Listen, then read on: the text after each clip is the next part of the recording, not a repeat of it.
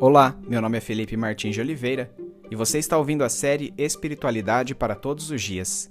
A reflexão dessa semana encontra-se no seguinte texto bíblico, João 18, de 1 a 27, e corresponde à semana 35 do Guia Devocional do Evangelho segundo João, cujo título é Dois Interrogatórios.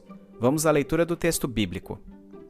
Tendo terminado de orar, Jesus saiu com os seus discípulos e atravessou o vale do Cedron. Do outro lado havia um olival, onde entrou com eles. Ora, Judas o traidor conhecia aquele lugar, porque Jesus muitas vezes se reunira ali com seus discípulos. Então Judas foi para o olival, levando consigo um destacamento de soldados e alguns guardas enviados pelos chefes dos sacerdotes e fariseus, levando tochas, lanternas e armas. Jesus, sabendo de tudo o que ia lhe acontecer, saiu e lhes perguntou: "A quem vocês estão procurando?" "A Jesus de Nazaré", responderam eles. "Sou eu", disse Jesus. E Judas, o traidor, estava com eles. Quando Jesus disse, "Sou eu", eles recuaram e caíram por terra. Novamente lhes perguntou, "A quem procuram?" E eles disseram, "A Jesus de Nazaré." Respondeu Jesus, "Já lhes disse que sou eu. Se vocês estão me procurando, deixem ir embora estes homens." Isso aconteceu para que se cumprissem as palavras que ele dissera, "Não perdi nenhum dos que me deste." Simão Pedro, que trazia uma espada, tirou-a e feriu o servo do sumo sacerdote, decepando-lhe a orelha direita. O nome daquele servo era Malco. Jesus, porém, ordenou a Pedro, "Guarde a espada. Acaso não haverei de beber o cálice que o Pai me deu?"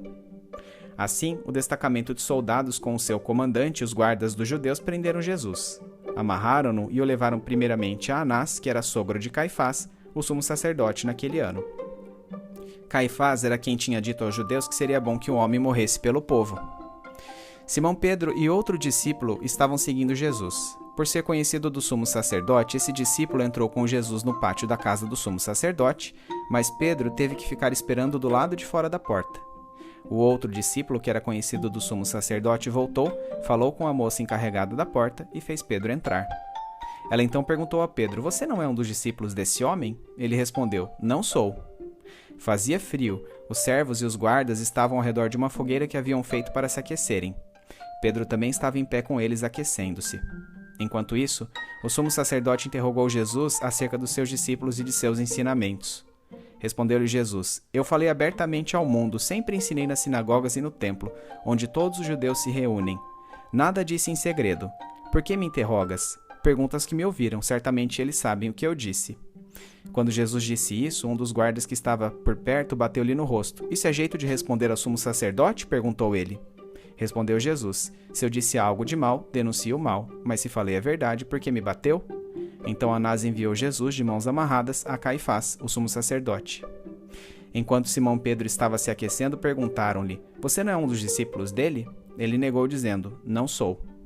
Um dos servos do sumo sacerdote, parente do homem cuja orelha Pedro cortara, insistiu, "Eu não o vi com ele no olival?"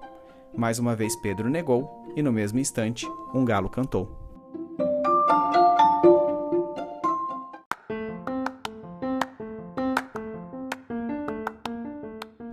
Após terminar sua oração, Jesus transitou pelo vale do ribeiro de Cedron, um leito de torrente de inverno que secava no verão. Dali, ele se dirigiu a um olival situado no outro lado deste vale, que concluímos ser o jardim do Getsêmani no Monte das Oliveiras, pelas passagens de Mateus 26:36, Marcos 14:32 e Lucas 22:39. Judas Iscariote sabia que Jesus tinha o hábito de reunir-se com os discípulos neste jardim, onde usualmente orava à noite, motivo pelo qual decidiu surpreendê-lo no local após o pôr do sol, enquanto o jantar da Páscoa ou festa dos pães asmos transcorria entre o povo. Unindo as informações concedidas por todas as narrativas do Evangelho, Mateus, Marcos, Lucas e João, descobrimos que, juntamente com Judas Iscariotes, vieram ao encontro de Jesus elementos da polícia do templo, um destacamento de soldados romanos e uma multidão, provavelmente de homens pagos, portando tochas e armas.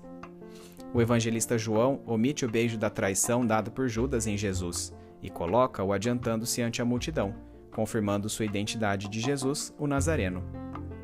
Posto que o nome Jesus era bastante comum naquela época, o aposto Nazareno devia servir para sua identificação pelos soldados.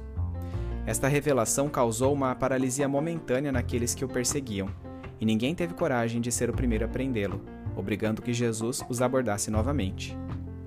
É muito interessante notar que em todas as ocasiões em que a multidão tentara tornar Jesus rei, ele se esquivou.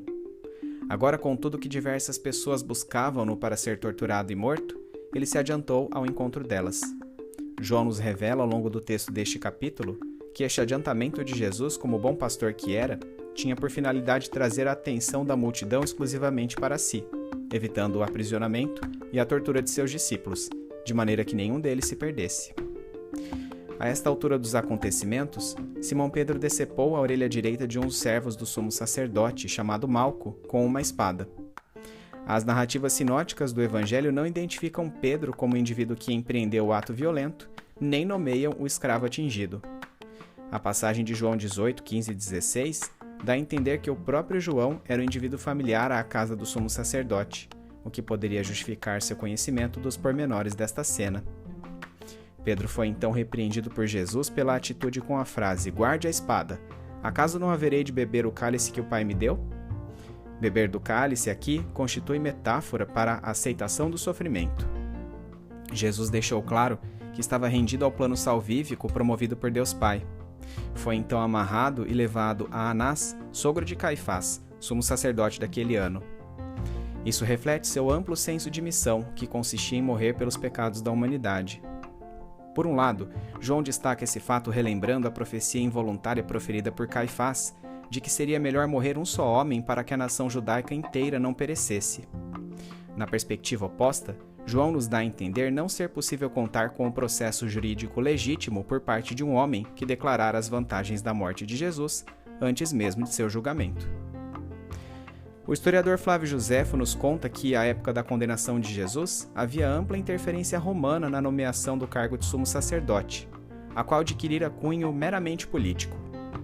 Caifás era o sumo sacerdote de fato, pois havia sido nomeado pelos romanos, ao passo que Anás era o sumo sacerdote aos olhos do povo, uma vez que, para os judeus, este cargo era vitalício.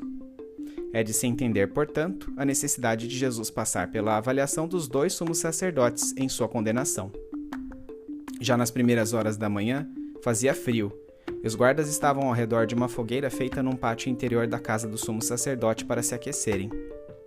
Pedro conseguiu entrar à casa pela interferência de João, que era conhecido dos servos do sumo sacerdote. Logo à entrada, a encarregada da porta perguntou a Pedro: "Você não é um dos discípulos deste homem?" Ao que Pedro negou. Neste momento da narrativa começou o julgamento formal de Jesus. Jesus foi interrogado tanto acerca de seus discípulos, ou seja, a respeito das proporções políticas que o movimento iniciado por ele tomara, quanto de seus ensinamentos. Os judeus tensionavam saber que tipo de acusações poderiam forjar contra Jesus, uma vez que dependiam da sanção romana para impor-lhe a pena de morte. Nesse sentido, a resposta de Jesus de que seus ensinos haviam sido abertamente propagados denota que os religiosos sugeriram que Jesus iniciara uma espécie de insurreição secreta para atacar Roma. A resposta de Jesus foi interpretada como uma insolência contra o sumo sacerdote, sendo ele esbofeteado por um de seus guardas. Ocorreu então o segundo questionamento a Pedro, desta vez por alguns guardas do templo. A seguir, uma terceira pessoa, que João identifica como parente de Malco, o guarda que havia tido sua orelha cortada, perguntou a Pedro se ele não era discípulo de Jesus. A este ponto o galo cantou. Jesus predissera em João 13,38 que Pedro negaria ser seu discípulo por 3 vezes, e que então o galo cantaria. A narrativa do Evangelho de João não detalha a reação de Pedro, mas os demais autores dizem que ele chorou amargamente, quando após o canto do galo, o próprio Jesus olhou diretamente para ele.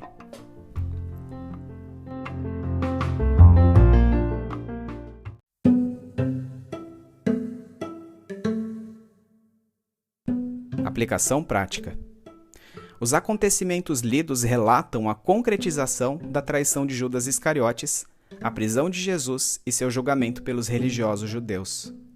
A antecipação de Jesus aos guardas e suas respostas abertas e ousadas ao sumo sacerdote mostram que, embora sabendo dos sofrimentos que ocorreriam, Jesus jamais perdera seu senso de missão. E mais do que isso, protegeu seus discípulos, preservando sua integridade física, apesar de eles o terem desamparado. Essas reações mostram um comportamento coerente com as posturas de Filho de Deus e de bom pastor, asseverando que Jesus não foi apenas alguém que apregoou princípios elevados, mas antes apresentou atitudes compatíveis com todos eles. A abordagem do evangelista João é interessante na medida em que retrata dois interrogatórios em paralelo, um formal, de Jesus, pelos religiosos, e outro informal, de Pedro, por pessoas pertencentes ao povo comum. O homem Jesus, fazendo a vontade de Deus Pai, é audacioso e não insta em responder abertamente, sem negar tudo o que ensinou. Já o impetuoso Pedro, embora declarando previamente uma fidelidade incondicional, nega ao Mestre em 3 ocasiões.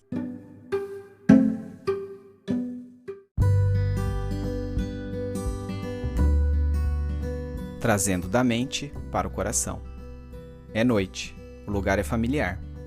Tem cheiro de azeite recém-prensado e diversos arbustos. Nós, os discípulos, sempre oramos aqui com o Mestre, de preferência ao pôr do sol. Cá estamos novamente, e a longa oração do Mestre contou com 2 ênfases peculiares, a da glorificação e da unidade no convívio. Enquanto Jesus ora, essas 2 palavras, glorificação e unidade, ecoam em minha cabeça. Jesus ora pela mesma glória que tinha ao lado de Deus Pai na eternidade. Mas como alcançar uma glória imensa como essa mediante o sofrimento? Como explicar que Deus veio ao mundo em forma humana e que deve morrer para depois atingir esta glória? E se isso é mesmo verdade, se é verdade que ele se vai, que sofrerá e será morto, como será possível que fiquemos unidos quando tudo isso acontecer? O sol, que outrora ainda lançava fachos de luz sobre os olivais, agora finalmente se põe em definitivo. Mas a oração de Jesus continua. Seu semblante está abatido. Meu doce mestre está sofrendo.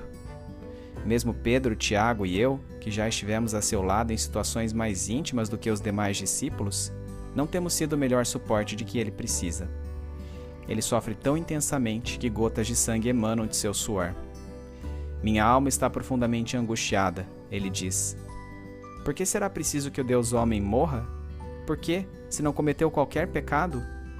Por que sua presença entre nós não pode ser eterna, revitalizando todas as coisas de uma única vez?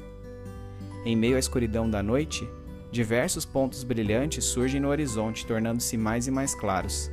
São tochas. Tochas carregadas por homens.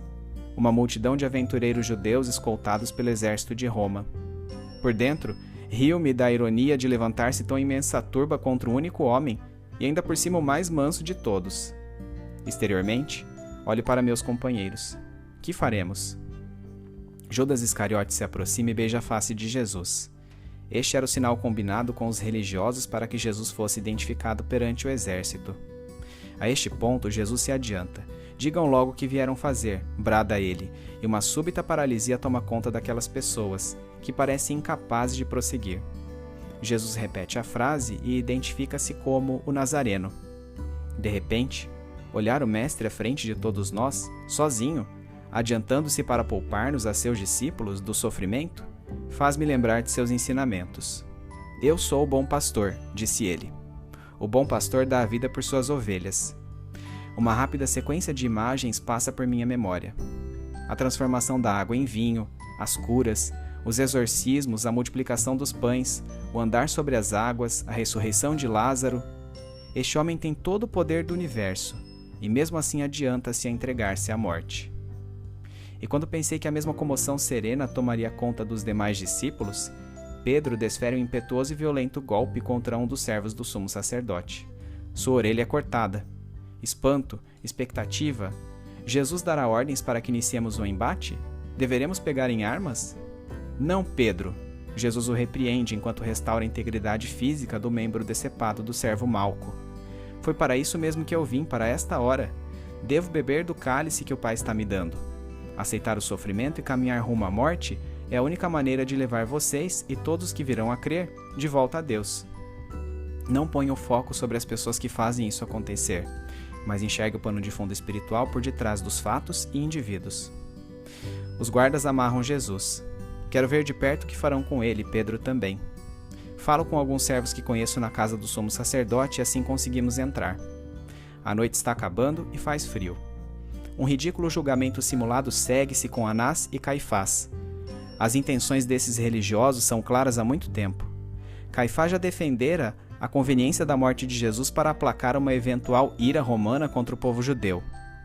Que legitimidade, pois, tem um processo conduzido por um homem que de antemão já decidiu pela condenação do réu? Jesus responde com ousadia às acusações e recebe uma bofetada de um dos guardas. O sumo sacerdote não repreende a agressão, parece deliciar-se com o sofrimento de Jesus, que está apenas começando. Sabem eles que estão agredindo o próprio Deus? Têm eles consciência ainda que mínima do que estão prestes a fazer? Olhe para o lado. Pedro se retira do pátio interior da casa, onde anteriormente aquecia-se ao redor de uma fogueira, chorando amargamente, ao mesmo tempo em que o galo canta. Um arrepio toma conta de todo o meu corpo, e por um instante lembro-me da predição do mestre de que Pedro negaria antes que um galo cantasse. Olho para mim mesmo.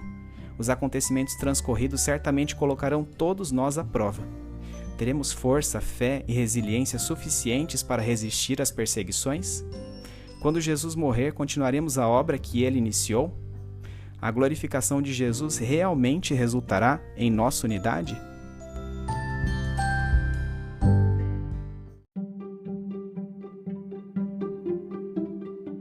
Medite mais sobre este texto ao longo da semana.